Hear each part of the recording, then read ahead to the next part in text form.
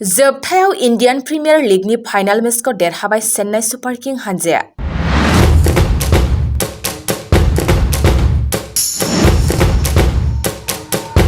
महेन्द्र सिंह धोनीनि हानजा दैदेननायाव चेन्नाई सुपार किं हानजाया 2023नि आईपीएलनि फाइनाल मेचखौ देरहानानै ट्रफिखौ देरहानो हाबाय।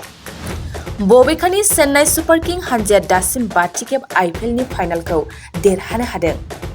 थांनाय हरनि समाव गेलेनाय आईपीएलनि फाइनाल मेचखौ एमएस धोनीनि दैदेननाय चेन्नाई सुपार किं हानजाया 5 उइकेटआव गुजरात टाइटान्स हानजाखौ गोब्राबजों फेजेननो हायो। फाइनाल मेचआव हार्दिक पान्ड्यानि दैदेननायाव गुजरात टाइटान्स हानजाया सिगां बेटिं खालामनानै 20 अभाराव गासै 213 राननि टार्गेटखौ होयो। बेनि उनाव अखा हानायजों गेलेनायखौ दसे दोनथ'नो गोनां जानायाव अभारखौ एसे खमायनानै 15 अभार जायो। गेलेनाया गोख्रों जाफिननायजों चेन्नाई सुपार किं हानजाया जोबथायाव फाइनाल मेचखौ देरहानो हायो। मानोना जोबथा अभारनि मोनसेल' बलाव चेन्नाई सुपार किं हानजानो 4 राननि गोनांथिमोन। नाथाय हानजानि मिजिंथिजानाय बेट्समेन रवीन्द्र जाडेजाया जोबथा बलाव 4 बाउन्डारि खालामनानै मेचखौ देरहाहोयो। मख'नो गोनांदि 2023नि आईपीएल फाइनाल मेचखौ देरहानो हानानै चेन्नाई सुपार किं हानजानि गासै गेलेगिरिफ्रा गोबां रंजाखाङो।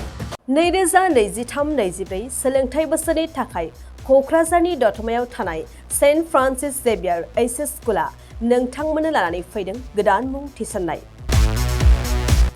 दतमानि बोरसिजरा गामियाव थानाय सेन्ट फ्रान्सिस जेभियार एइचएस स्कुलाव दायो आर्ट्स स्ट्रीमआव 11 थाखोनि थाखाय गोदान मुं थिसननाया सोलिगासिनो।